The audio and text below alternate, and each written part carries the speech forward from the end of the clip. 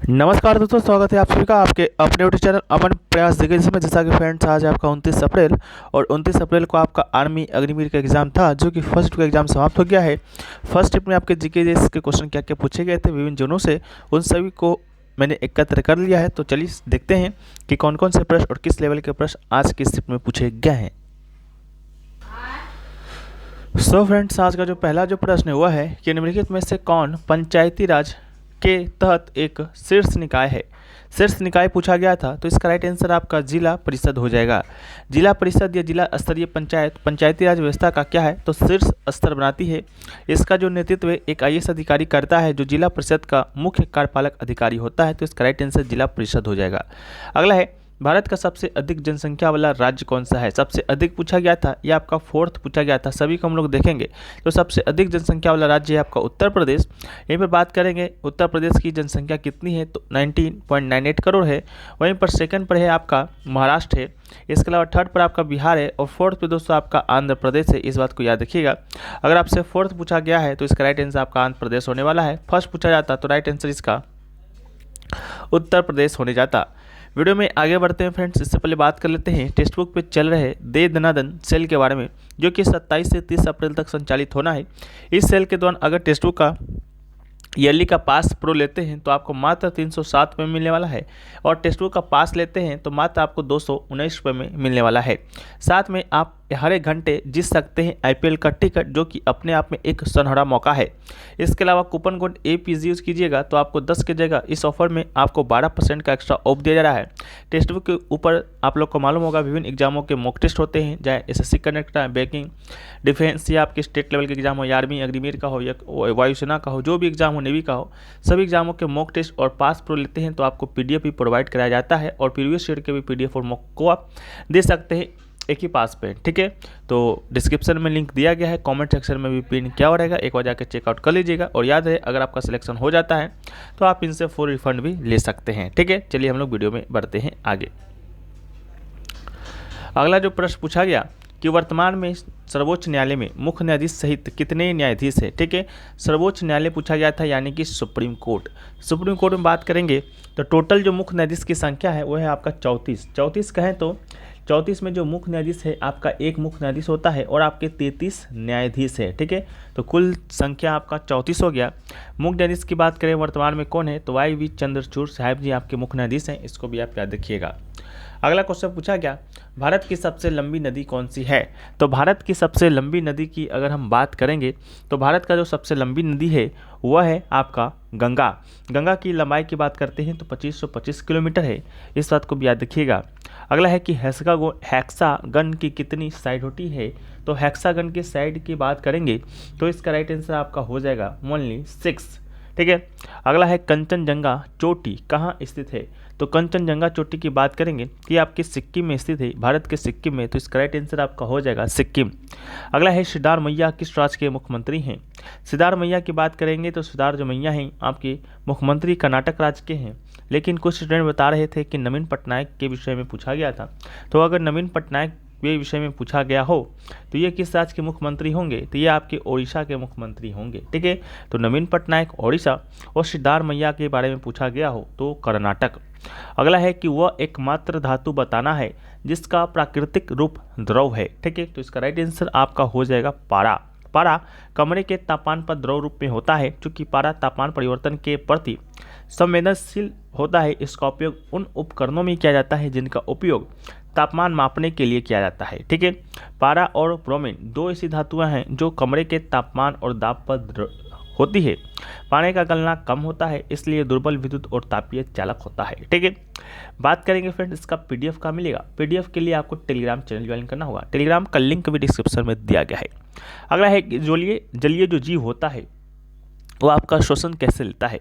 आपके ऑप्शन में H2+O2 दिया गया था, यानी कि H2O कहें तो पानी, और पानी के साथ अगर ऑक्सीजन को मिला दिया जाए तो वो चीज़ आपके श्वसन के लिए हो जाता है। तो जलीय जीव भी जो श्वसन लेता है आपका इसी रासायनिक अभिक्रिया के अंतर्गत लेता है।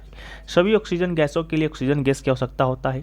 ऑक्सीजन जल अल्प मात्रा में होता है जल में, इसलिए जल में वाष्पित ऑक्सीजन का जलीय श्वसन जीव के लिए उपयोग किया जा सकता है।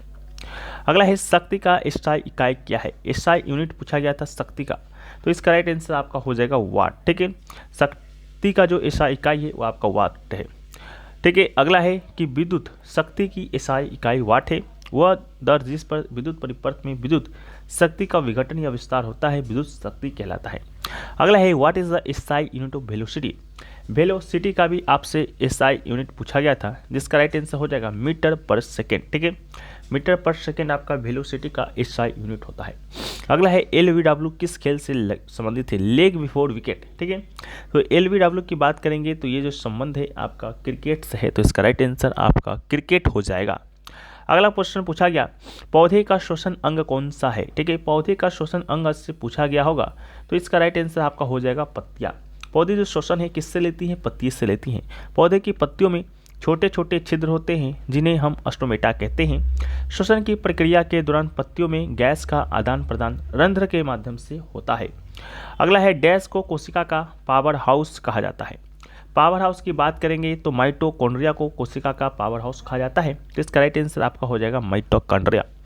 अगला है पेंसिल में निम्नलिखित में से किसका उपयोग किया जाता है। पेंसिल में बात करेंगे और निम्नलिखित में से किसका उपयोग किस धातु का, तो राइट आंसर आपका ग्रेफाइट हो जाएगा। ठीक है, पेंसिल में ग्रेफाइट का उपयोग हम लोग करते हैं। ग्रेफाइट की संरचना की परतें वैन डर वाल बलों द्वारा एक साथ जुड़ी हुई हैं। ग्रेफाइट अविश्वसनीय रूप से रेशमी और फिसलन भरा होता है क्योंकि यह परतों के बीच आसानी से साफ हो जाता है। परिणाम स्वरूप इसका उपयोग पेंसिलों में उच्च तापमान वाले उपकरणों में स्नेहक के रूप में किया जाता है। अगला है भारतीय संगीत का जनक किस वेद को कहा जाता है। भारतीय संगीत के जनक की बात करेंगे तो भारतीय संगीत का जनक कहा जाता है सामवेद को। ठीक है, 4 वेद है, 4 वेद में एक आपका वेद है ऋग्वेद। ऋग्वेद की बात करेंगे तो ऋग्वेद सबसे पुराना वेद है, जैसा कि आप लोग को मालूम होगा और आपके एग्जाम में पहले पूछा भी जा चुका है। कल हमने ऑल शिफ्ट का क्वेश्चन चढ़ा दिया था 22 से 25 अप्रैल के बीच में जो पूछा गया था। दूसरा है आपका सामवेद। सामवेद की बात करेंगे तो इसे संगीत का जनक कहा जाता है। अगला है आपका यजुर्वेद। ठीक है, अगला है आपका अथर्ववेद। ये तीनों वेद, ये चारों वेद हैं, चारों वेद को आपको याद रखना पड़ेगा। ठीक है, सबसे चर्चित जो आपका वेद है ऋग्वेद है क्योंकि सबसे पुराना है।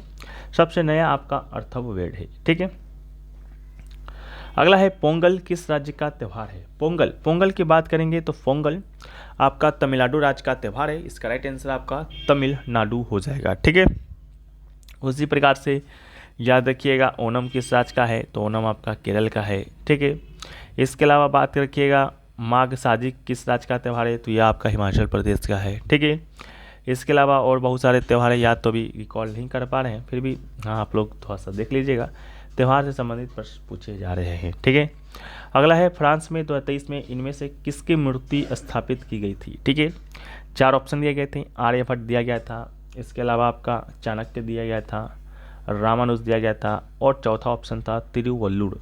ठीक है, तो तिरुवल्लुर ही इसका राइट आंसर था। फ्रांस 2023 में इन्हीं की मूर्ति स्थापित की गई थी। ठीक है, अगला है किस व्यक्ति का संबंध सेना से है। 4 ऑप्शन दिए गए थे, महात्मा गांधी, जवाहरलाल नेहरू, लाल बहादुर शास्त्री, सुभाष चंद्र बोस, तो इसका राइट आंसर आपका हो जाएगा सुभाष चंद्र बोस। ठीक है, अगला है तन्य धातु क्या होती है। तन्य धातु के विषय में पूछा गया था, तो धातुओं को पतले तारों में खींचने की क्षमता को तन्यता कहा जाता है। इसके अलावा सबसे अधिक तन्य धातु के बारे में भी पिछले शिफ्टों में पूछा गया है, तो सबसे अधिक तन्य धातु आपका है सोना।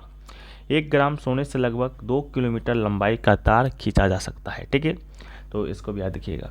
अगला है कि मैथ का क्वेश्चन है कि इनमें से एक वर्ग नहीं है। नहीं पूछा गया था, 4 ऑप्शन थे, 49 था, 81 था, 64 था और 100 था। ठीक है, 49 तो 7 का स्क्वायर है, 89 तो 9 का है, 64 8 का है, 100 जो है आपका किसी का वर्ग नहीं है, तो इसका राइट आंसर 100 था। अगला है एक सरल रेखा पर कार का प्रारंभिक वेग 6 किलोमीटर पर आवर है तथा बाद का वेग 30 किलोमीटर पर आवर है, तो औसत चाल क्या होगा। तो औसत चाल की बात करेंगे तो 10 किलोमीटर पर आवर होगा। अगला है एक ट्रेन 3 घंटे में 51 किलोमीटर दूरी तय करती है, तो 5 घंटे में कितनी दूरी तय करेगी। तो 5 घंटे में 85 किलोमीटर की दूरी तय करेगी, तो इसका राइट आंसर आपका 85 किलोमीटर हो जाएगा। अगला है 0.4 इंटू 1.6 इक्वल टू क्या होगा। तो 0.4 इंटू 1 इक्वल टू 6 आपका होगा 0.64, इसका राइट आंसर। अगला है 10, 11, 12, 13, 14 का आपका औसत निकालना था, औसत का है तो एवरेज निकालना था, जिसका राइट आंसर आपका हो जाएगा 12।